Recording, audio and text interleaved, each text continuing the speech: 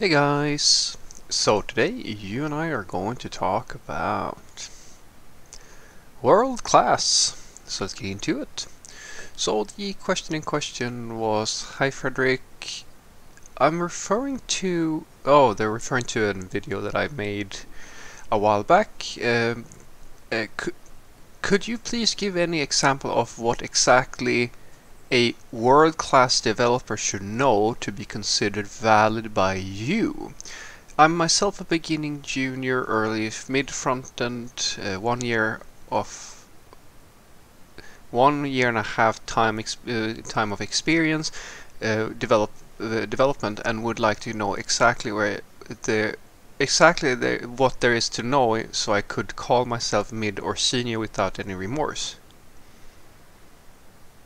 Uh, you are you're fishing. Okay, I think I get it. You're fishing for what do I have to know so I can call myself a senior, or a mid-level or something like that. So if you ask me what world-class software developers means, if I've used that term, usually the world-class ones, the best of the best, they are usually the people who know most of their, like basically the entire stack that they are working with. They know practically all theory, like the mainstream theory, what is considered to be most important by most communities.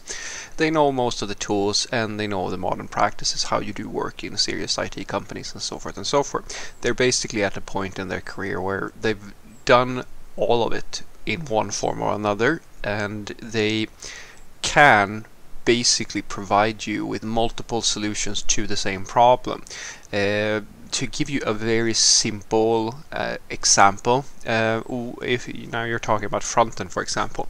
So if you want to call yourself a world class, at least by my definition, front end developer, then if you have not tried out multiple frameworks, multiple ways of, say, dealing with CSS, because there's many practices that you can apply, you can use many strategies for doing that, and reflected on which one do you pick, why do you use that one, do you know which one fits well for what project, what are the trade-offs, what are the benefits, etc., etc. If that's something that you don't really know, and the classic one is that you've only used one, then you're probably not at that stage yet where you have tried a range of different solutions to some problems, that you can do this. And to me, that is not a world-class software developer. Usually world-class, the ones, as I said, that are the best of the best, have been around enough to try out all the different flavors of it and actually done it for long enough that they know how to effectively work with any of them. It doesn't really matter what you give them, they're going to be able to solve it. And they don't just know how to figure it out by Stack Overflow. They literally know they understand the nuances that come, and like the benefits and the consequences that come with any choice that they are making, usually. And the reason why I call these people world class is because these are the individuals who make the difference usually. They are the people who make an informed decision and knows how to not just, they don't just know what tools there are on the market. They have enough work experience and have done enough reflecting on the choices that they make that they have a mature mindset about when they pick one thing or another. There are tons of people who they know a few tools and so forth. They sort of use them, but they don't have that in-depth understanding of what the impact is of the choices that they make.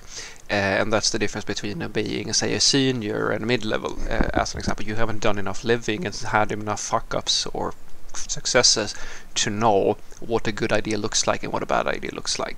And I would say that you might meet one or two of these people in like 100 interviews. It's not that common that you find people like that. When you do meet them, you're going to most likely hear the difference, though, between how they reply to things or how they think and reason versus somebody else, like an average software developer. But I think that you're sort of attaching a little bit here to, like, latching onto the term world-class software developer, guys. World-class software developer doesn't necessarily mean that you have to I mean, your root question here is that you want to know when you can call yourself a mid-level or a senior. It seems to me, rather than a world-class software developer per my definition.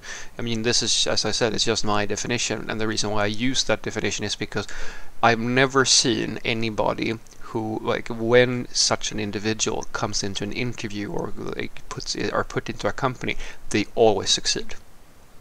Always. Like, there is no situation, in my opinion at the very least, I've never seen it, where they don't either take over very quickly or where they don't get hired or things like that, because this is like the creme de la creme people that we're talking about.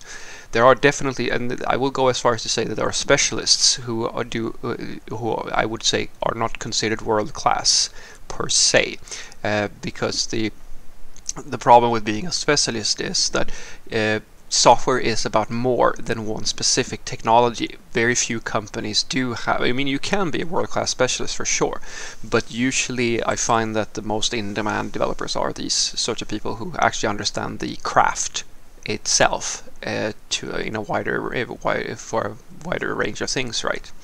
Than having someone who says just really, really good at one specific thing, because software is about more than one specific piece of technology. But if we're going to talk about what you should call yourself, I usually give people this template. I think it's overall a fair assessment, and it's a pretty accurate one in general. If you're not able to finish up most of your own stories without help, or like you can't really progress, you get stuck quite often and need help to progress, then you're most likely a junior level software developer. If you are able to work mostly on your own stories and deliver by yourself, and you don't really need all that much help with the coding, you're most likely at the mid-level range. If you are able to lead the team, make architectural decisions that actually scale well, and you understand all the practices and the ins and outs of talking to stakeholders and deliver on projects and things like that, then you are in the senior range. If we just stick with that definition, I think that is the way that that's the way you should grade yourself. Most companies and most people that I work with would agree with roughly that sort of assessment. So what I want you to take away from this is that world-class software developers are usually people who have a very in-depth understanding of the stack that they work with, and it's very rare that you find people like that. As I said, it's not you can go most of your career and never meet such a person, depending on situations and so forth. They are the people who really truly understand multiple ways of doing the same thing. They have tried most things out, and they've experimented enough to know sort of pros and cons and so forth with different approaches, and they have a very, very in-depth set of skills within whatever they've been doing. As I said, guys, most software developers aren't at this level. They don't do enough work and take enough variance within their roles to get to this level. It requires either that you do stuff in your own time and you really enjoy it, or that you have quite a few roles or so forth and so forth, because most software developers, they know their stack, and that's it. They don't really know like with how to do things in different ways and so forth. It's not that common. So that's that. But I think that the root thing that you asked about was what level should you call yourself, basically, and I tell people this: just go with this one. Usually it's true. You're a junior software developer if you need help with most things that you do. You can't really progress, or you don't. Every other story you get stuck, so you need to ask for help to just finish up the coding or something like that. Usually a mid-level software developer is hired because they are autonomous to a large degree, where they can work independently and ship code and like deliver stories and so forth. They might need a little bit of help here and there, but usually they can do well by themselves. Seniors are usually the people who coach or lead the team, or have a fairly in-depth understanding of software to the point where you can give them anything and they will be able to build it, and they are usually the ones that you come and ask for help, and they will give you support. It's very rare that a senior is the person who's asking for help, unless it's something very specific or like one-off things. That's usually the way that companies think about this. Have a great day.